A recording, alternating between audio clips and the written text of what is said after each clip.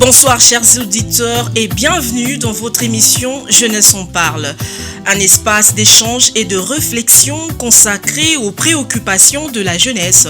Aujourd'hui, nous abordons un sujet qui suscite souvent des débats au sein de familles, filières universitaires, le rêve de l'enfant ou le choix des parents. Nous allons en discuter aujourd'hui. Les parents doivent-ils imposer une orientation à leurs enfants ou les laisser choisir librement leur avenir académique? Comment concilier l'expérience des parents et les aspirations des jeunes?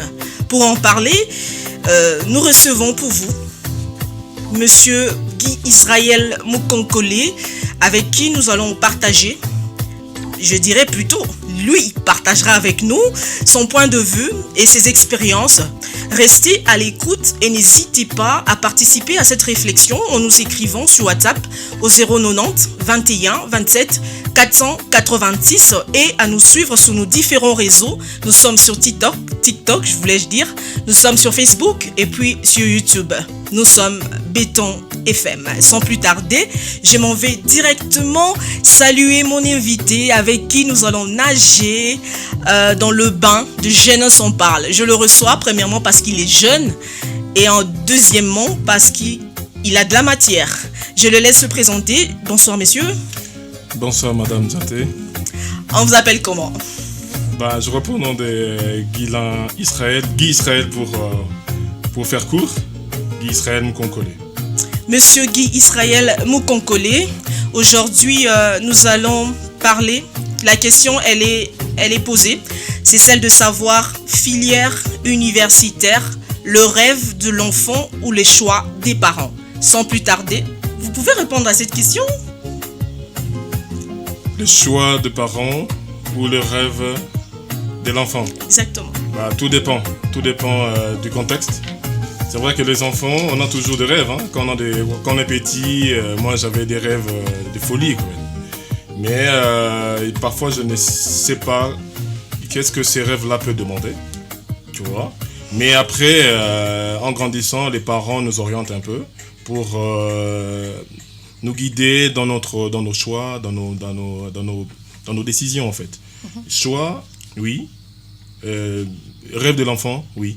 D'accord. Et que pensez-vous en fait du choix de la filière universitaire? Est-il important en tant que choix? C'est important ou bien c'est quelque chose qu'on peut facilement banaliser comme ça? Non mais c'est important d'entendre d'abord les parents parce que eux, comme on dit chez nous en Afrique, ils ont vu le soleil avant nous. Donc c'est-à-dire qu'ils ont plus d'expérience que nous. Et très souvent, les parents qui ont évolué dans un domaine, ils ont vu les avantages, ils ont vu que dans ce domaine-là, ils se retrouvent facilement. Et ils ont plus tendance à aussi amener leurs enfants sur ce terrain-là. Peut-être que ça, oui. Donc c'est dans ce sens-là que les parents ont toujours un mot à dire par rapport au choix de l'enfant et tout le reste. Mais parfois, ces choix-là ne rencontrent pas le rêve de l'enfant. Et vous pensez que ça revient à qui de faire le choix? Aux parents ou à l'enfant? En tout cas, le parent, c'est les guides. Les parents peuvent faire un choix parce qu'il sait pourquoi il fait ces choix-là, mais il peut aussi se tromper. Ce n'est pas une vérité absolue. Ce n'est pas une vérité absolue. Un parent peut faire un choix pour son enfant, mais après, si l'enfant trouve son compte dans ce domaine-là, il peut évoluer. Mais parfois, ça peut aussi aller à côté. Ok. Et vous pensez que les parents ont-ils le droit d'imposer une filière à ses enfants? Je donne un exemple, un parent qui est avocat, il se dit, bon, moi j'ai réussi en tant que tel, je veux forcément que mon fils ou ma fille fasse carrière dans l'avocature. Le droit d'imposer, je ne pense pas. L'enfant, c'est pas un outil, l'enfant, c'est pas un meuble, l'enfant, c'est pas un appareil. C'est un être humain, il a des émotions, il a de la volonté. Donc, c'est-à-dire qu'il faut parfois discuter. Discuter avec les enfants, discuter avec lui faire voir les avantages. Et voilà, donc dans ce domaine-là. Mais avoir le droit d'imposer, je ne pense pas les parents ont le droit d'imposer le choix à leurs enfants. Plutôt, en discuter en toute responsabilité. Ouais. Vous pensez, à votre niveau, vous avez connu ça? Oui. Beaucoup. Même j'ai beaucoup d'amis qui ont aussi, voilà, donc je peux aller directement, j'ai un ami dont le papa était médecin en plus, donc c'est-à-dire que, voilà, il a évolué dans ça depuis longtemps, il est jusqu'à devenir colonel, et comme il était médecin chirurgien, et son premier fils, donc qui est mon ami, d'accord, il lui a demandé de faire la médecine. Mais les gars, il a galéré à l'Inukine. Il a galéré grave. Comment ça, il a galéré? Il a fait 3 ans, 4 ans, il ne réussissait pas. Donc, du coup, parce qu'il ne se sentait pas à l'aise. Exactement, il n'était pas dans son truc. Il ne se retrouvait pas dans son élément parce que papa avait dit, par obéissance, il est parti. Mais au fond, il ne se retrouvait pas. Mais après, il a fait d'autres filières. On se retrouvait à l'économie. Tu vois un peu. Donc, de la médecine à l'économie. Et voilà. Donc, c'est-à-dire que c'est pas toujours évident. Mais il y a aussi des cas où ça marche. Tu vois, il y a des cas où c'est moi. Par exemple, moi, mon père, c'est un économiste. Donc, il m'a orienté dans ces sens-là. Et j'ai nage comme un petit poisson. Ok. Et puis, voilà, donc, ça peut arriver, ça peut marcher ou ça peut pas marcher. Mais imposer, je ne pense pas. Je pense que les parents doivent discuter avec les enfants. Nous sommes à une période où les parents n'ont pas cette latitude de trop imposer les choses aux enfants. Aujourd'hui, les enfants découvrent les choses par eux-mêmes. Dans le temps, on n'avait pas Internet aujourd'hui, on n'avait pas de réseaux sociaux, on n'avait pas ça. Mais aujourd'hui, les parents doivent discuter avec leurs enfants. Et ça fait partie aussi de la bonne éducation. Essayez un peu de nous ressortir les avantages. Parce que vous retrouvez dans une situation où votre papa était dans l'économie. Essayez de nous ressortir les avantages dans le sens où ça réussissait. Okay. Et dans l'autre sens également, où voilà, ça ne réussissait pas, les avantages comme les désavantages. Je prends un exemple ici. Nous sommes à Kolwezi, dans la province du Lualaba. Et les activités c'est les activités minières et tout le reste. Et un papa qui travaille par exemple dans une société minière, il est peut-être laborantin, il travaille au labo, il travaille à la technique, tout ça là. Il pourrait dire à son enfant, écoute, tu dois faire la technique, tu dois faire ci, tu dois faire ça, okay, par rapport à ce que moi je suis en train de vivre maintenant. Tu vois un peu. Il peut lui donner des orientations. Voilà, vu le contexte, ici, on n'a pas besoin de tel. On a besoin on a besoin de techniciens, excusez-moi. Des techniciens, tu vois un peu. Et si l'enfant suit les conseils de son père, il peut évoluer dans ce sens-là, apprendre à manier les machines et tout le reste, à conduire des engins. Et puis, il peut trouver du travail facilement. Tu vois un peu. Donc, dans ces contextes, ça peut marcher. Donc, l'enfant, il apprend le métier rapidement. Et puis, voilà, il se lance dans le métier, sans problème. Mais aussi, il y a certains, comme je dis tout à l'heure, avec mon ami, lui, son papa voulait à tout prix qu'il soit médecin, mais ça n'a pas marché. Ça n'a pas du tout marché. Écoutez, il était à médecine générale, je ne sais pas comment ils organisent ça. Il a quitté là, il est allé au bucco-dentaire. Ah ouais? Ah bah ouais, donc il a fait tout ce tour-là. Ça ne marchait pas. Ça ne marchait pas. Donc le monsieur était perdu. Mais il s'est retrouvé, quand il maintenant a manipulé les chiffres, c'est là où il s'est découvert. Tu vois, donc c'est pas tout fait. C'est pas, comme je dis tout à l'heure, ce n'est pas une vérité absolue qu'il faut probablement ou impérativement imposer le choix à son enfant, mais il faut en discuter. Mais vous êtes d'accord avec moi qu'on peut retrouver des enfants, au départ, ils n'étaient pas d'accord d'opter dans une filière quelconque, mais ils se retrouvent là et ils réussissent. Effectivement, il y en a beaucoup. Vous en pensez quoi? Oui, je crois que parfois les parents aussi, comme je dis, c'est pas une vérité absolue, mais ça peut marcher. Ou ça ne peut pas aussi marcher. C'est comme un coup de poker en fait. C'est-à-dire que tu tentes un peu. Parce que moi je connais. Mais il s'agit de l'avenir d'une personne. Justement, c'est pourquoi il faut discuter. C'est-à-dire, moi je connais un artiste musicien, je ne citerai pas le nom. Il voulait à tout prix faire de la musique. Ok. Son père lui a dit non, ne fais pas de la musique. Fais d'abord l'université. Il envoie à la fac de droit. Il a fait le droit, les gars, il a fait le droit. Il est devenu avocat. Okay. Il est devenu avocat dans son cabinet, dans le cabinet de son père, bien sûr. Il évoluait, mais son truc l'a tiré toujours vers la musique. Tu vois un peu. Et puis, bon, les gars, il a lâché. Il a laissé il a vraiment raccroché la touche pour reprendre la guitare. Ok. Voilà. Et Il évolue comme ça. Et puis, ça marche. Il a la plume. Il a la plume. Quand tu l'entends chanter, il a la plume. Tu sens qu'il fallait d'abord qu'il passe par là. Okay. Il fait la différence. Quand tu entends ses textes, tu écoutes ses textes, il est très bon dans sa plume. D'accord. Et les deux là, ça match.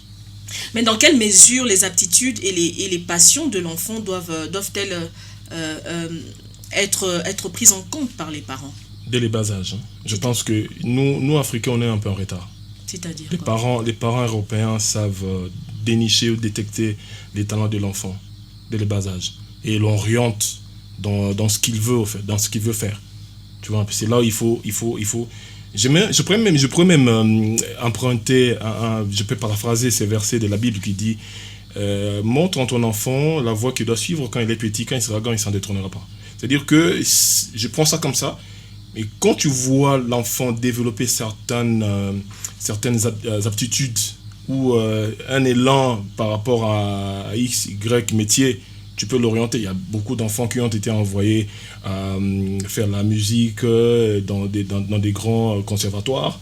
Ils ont appris à manipuler les instruments et tout le reste. Ils sont devenus des grands musiciens. C'est parce que leurs pères ont déniché, et même les dessinateurs. Tu vois, moi, quand j'étais petit, j'aimais beaucoup dessiner. Ok, mais vous n'avez pas fini dessinateur. Du tout, parce que voilà, papa, il dessine. Donc quelque part, votre talent a été étouffé. Quelque part, tu vois, mais je m'en plains pas. Pourquoi? Bon, et qu'est-ce que tu veux? Je suis africain, qu'est-ce que je veux? Non, mais... justement. Non, monsieur Guilain, ne présentez pas les choses sous cet angle-là, parce que si vous êtes jeune, je suis jeune, nous sommes jeunes, ceux qui nous suivent, sûrement il y a des jeunes.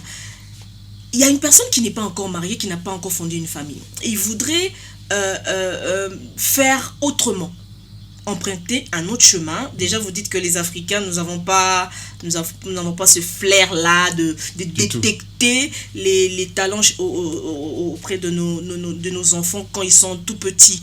Mais maintenant que vous connaissez le problème, si vous pouvez donner une orientation ou un conseil à ceux-là qui deviendront parents demain, que doivent-ils faire pour détecter la chose bien avant pour pouvoir orienter leurs enfants? Là, je risque d'ouvrir une grande brèche. Mais allez-y quand même, la brèche va être ouverte et puis après vous verrez comment vous allez scinder ça. Déjà ça part de l'éducation, d'accord? Donc de comment les parents et les enfants, l'ambiance qu'il y a dans la maison.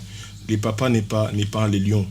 Parce que nous, à l'époque, notre papa, on l'appelait Viens Koi, on l'appelait Viens Lion, tout ça là. Je connais ça existe toujours dans les familles, les parents ont des surnoms. Voilà, donc c'est-à-dire qu'un papa, c'est vraiment le Seigneur. Quand il dit, tout le monde doit s'aligner. Or, quelque part, il faut mettre un peu l'eau dans son verre pour essayer un peu de diluer un tout petit peu l'ardeur là des parents sur leurs enfants. Tu vois un peu. Il faut cultiver une ambiance de communication dans la maison et écouter aussi les enfants, parce que les enfants, ils ont une âme, ils ont un esprit, ils ont des volontés. Il faut les écouter plus, les écouter aussi, et puis c'est en écoutant plus l'enfant que tu vas l'orienter par rapport à ce qu'il attend, par rapport à ce qui... C'est vrai, tu peux avoir une vision pour ton enfant, mais est-ce que ta vision rencontre l'ambition ou la passion de l'enfant? C'est là où ça casse un tout petit peu. Donc il faut commencer d'abord au niveau de la maison, il faut écouter plus les enfants, passer beaucoup de temps avec eux. Papa part au travail le matin, il n'a pas le temps de discuter avec ses enfants, il conçoit ce qu'il conçoit, il vient, il vous impose sa volonté et tout le reste, et puis vous n'avez qu'à vous aligner, voyez-vous. Mais si on peut déjà commencer au niveau déjà de la famille, les enfants sont encore tout petits, passer du temps avec eux, être vraiment pote, pas trop pote aussi, donc garder les valeurs africaines, mais développer plus l'amitié avec les enfants, discuter avec eux, et c'est pourquoi même quand tu développes plus l'amitié avec l'enfant, il fait s'ouvrir à toi. Okay. Il peut être harcelé à l'école, L'enfant te dira facilement que non, papa, voilà, il y a ça. Mais si tu es trop dur avec lui, non, ça risque de casser. Donc, il faut d'abord ramener l'ambiance à la maison, il faut communiquer avec les enfants, partager leurs sentiments, partager leurs émotions, partager aussi leur façon de voir. Parce que les enfants ont une autre vision du monde que nous n'en avons pas. Ok. Bravo. Donc, voilà. Donc, il faut d'abord commencer par là, discuter avec les enfants, partager leur vision aussi. Parce que moi, je suis parent, donc je sais ce que je suis en train de dire. Moi, j'ai une fille de 7 ans. Elle vient me parler de ses projets. Je note devant elle. Ah, mais ouais. Vous notez. Mais bien sûr. Non, papa, je vais ça. Oh, d'accord. Et les jours, je réalise l'un de ses vœux. Oh. Elle est aux anges. Il faut écouter les enfants. Il faut passer plus du temps avec eux et tout ça là. Et voilà.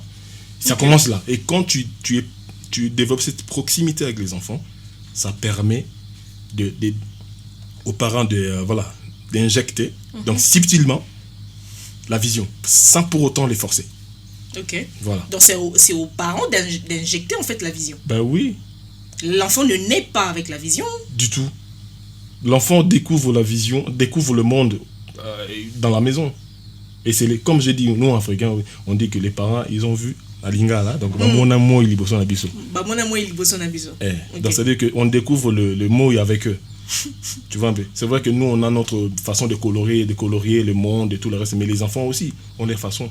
D'accord. Parce qu'il faut toujours cette communication. Il faut jamais mettre un pont ou bien une vitre devant. Mais comment créer cet équilibre là entre les conseils des parents et les aspirations de l'enfant?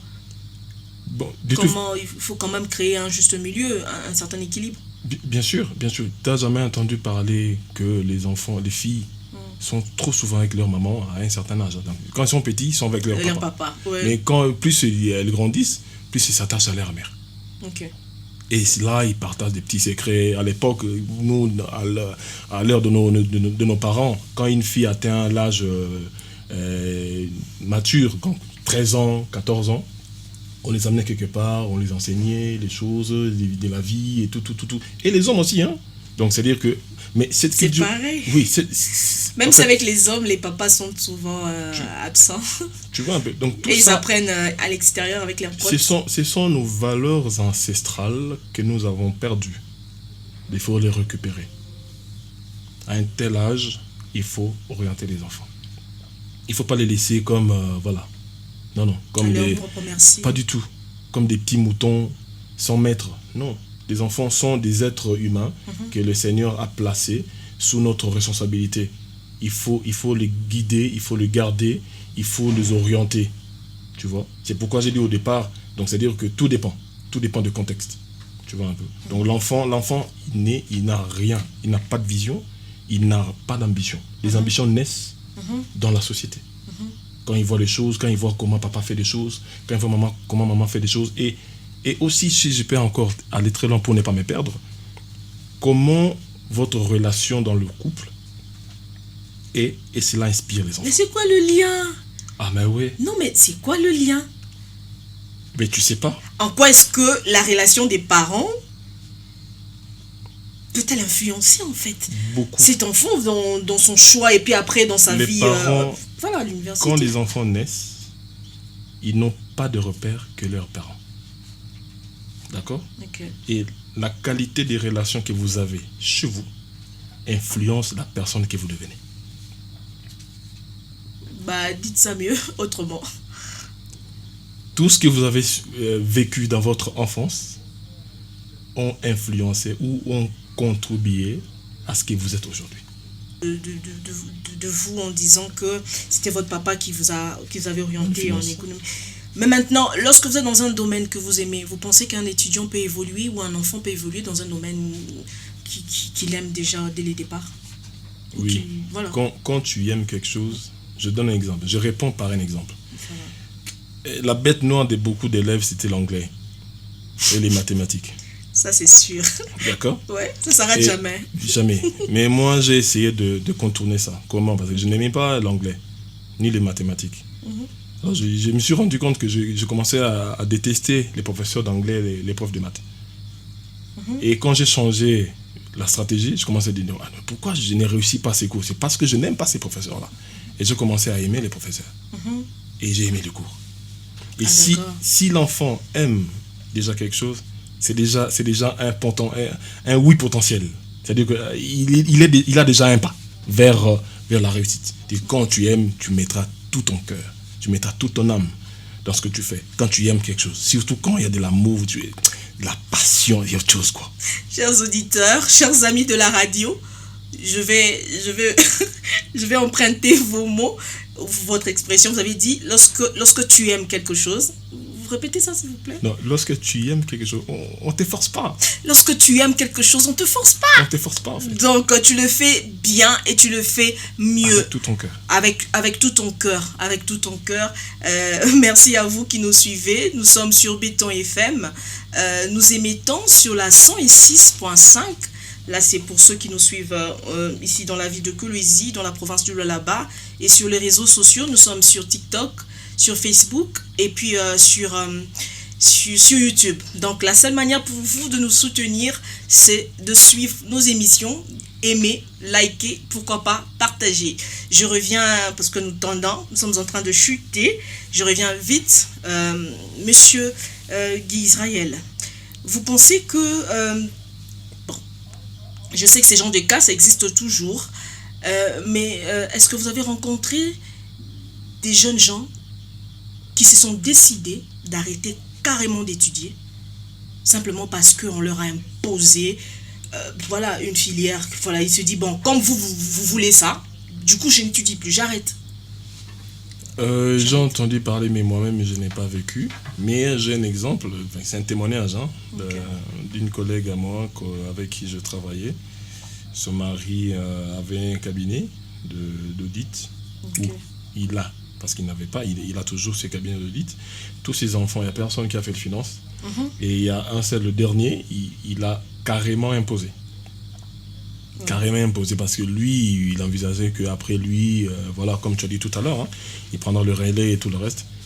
Mais je vous jure, c'était un combat. Un combat, les gars, ils ne voulaient pas étudier. Du tout, moi je vais pas faire les finances, c'est compliqué. Il parle UPC, il a fait 3 ans, il ne réussissait pas.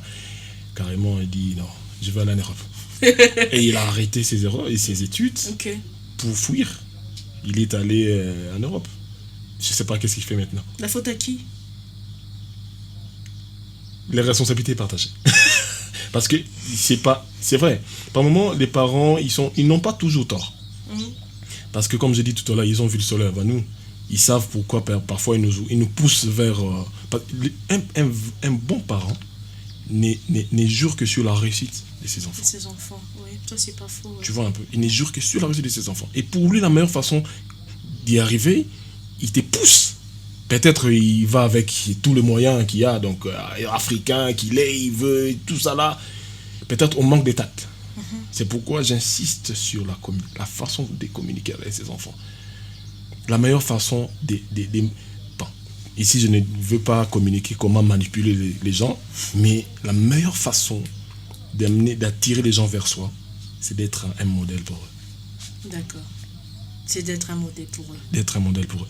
Être vraiment une inspiration pour ses enfants. Tu vois un peu. Ouais. Donc c'est important d'être un modèle. Très important. D'accord. Surtout pour ses enfants. Surtout pour ses enfants. Oui. Monsieur Guy Israël, pour ceux qui nous suivent là maintenant en direct, quel serait votre conseil? S'il faudrait que vous donniez un conseil, d'abord aux parents. D'accord. D'abord aux parents. C'est vrai que vous venez de le dire tout à l'heure pour cet exemple, que la responsabilité était partagée. Voilà, il y a une part les parents et une autre part les enfants, ou l'enfant qui se retrouve devant cette situation. Maintenant, parlons des parents.